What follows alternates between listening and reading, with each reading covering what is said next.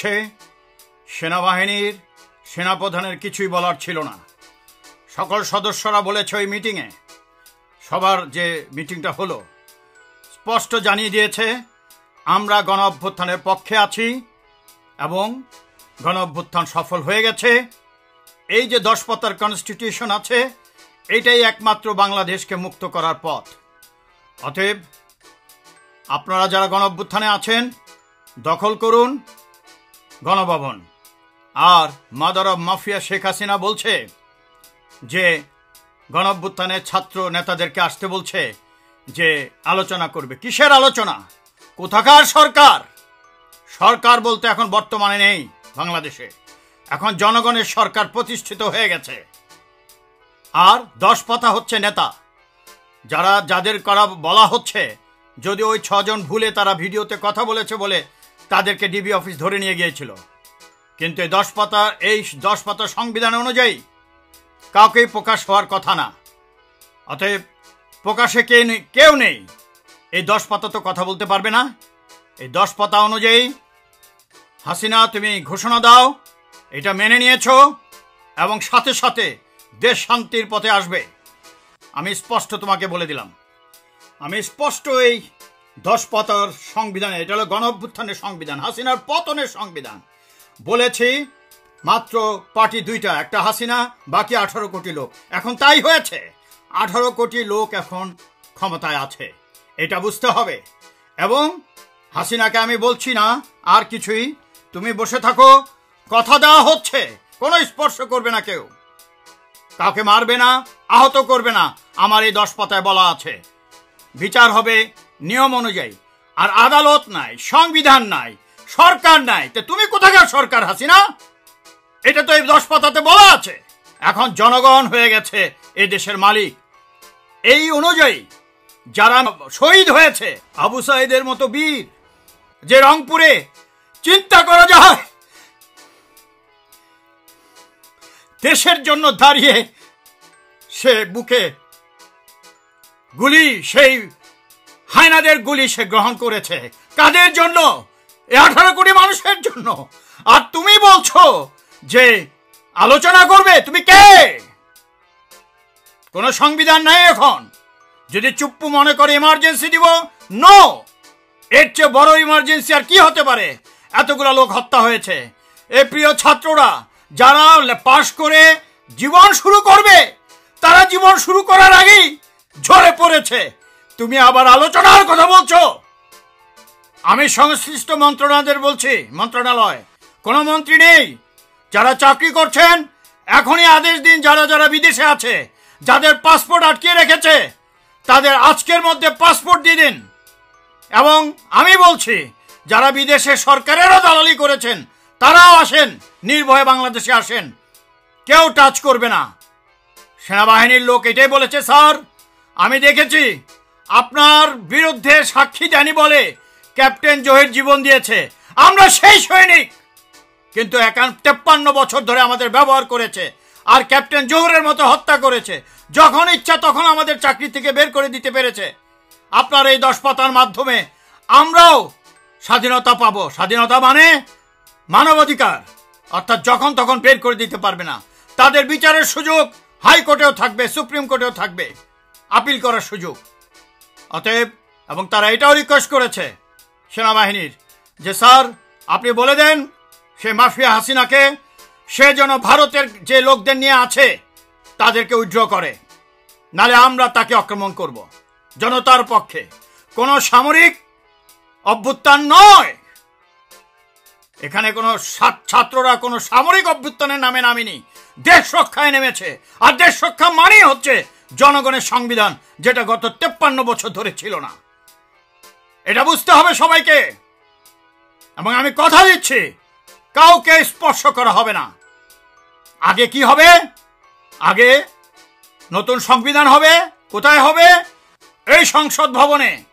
তারাই হবে সমন্বয়ক, যাদের সন্তান মারা গেছে, যাদের তাই সেই বাবা মা বা ভাই বোন যারা মারা গেছে, যারা আহত হয়েছে, যারা এখনো রাস্তায়, যারা সংগ্রাম করছে, আমার কাছে সবারই লিস্ট আছে।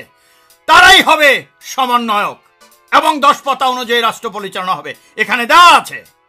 এটার একটা অক্ষর যদি লেখা আছে, আমিও যদি না মানি, অমান্য করি, আমার বিরুদ্ধেও বিচার হবে বা আমার বিরুদ্ধে পাল্টা আক্রমণ হবে, এইটাই বলা আছে।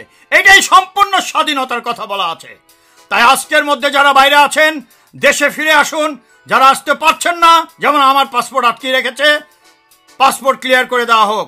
আমি স্বরাষ্ট্র মন্ত্রণালয়কে, যে সেক্রেটারি সচিবরা আছে, আদেশ দিলাম, যদি না মানা হয় তাহলে তোমাদেরকেও ছাড়া হবে না।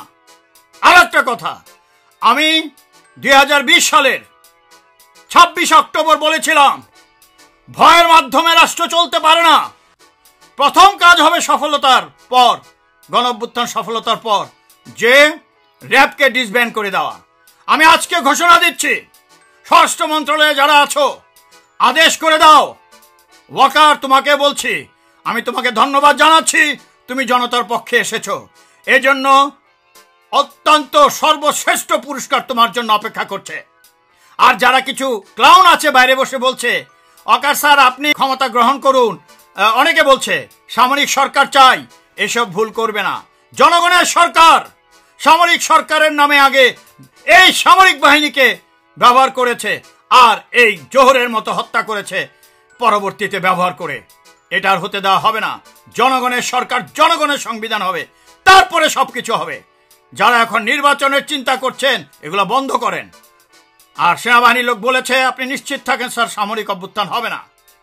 আর কনস্টিটিউশনে নাই, তাহলে ইমার্জেন্সি কিসের? দেশে ইমার্জেন্সি চলছে, যুদ্ধ হচ্ছে, মানুষ মারা যাচ্ছে।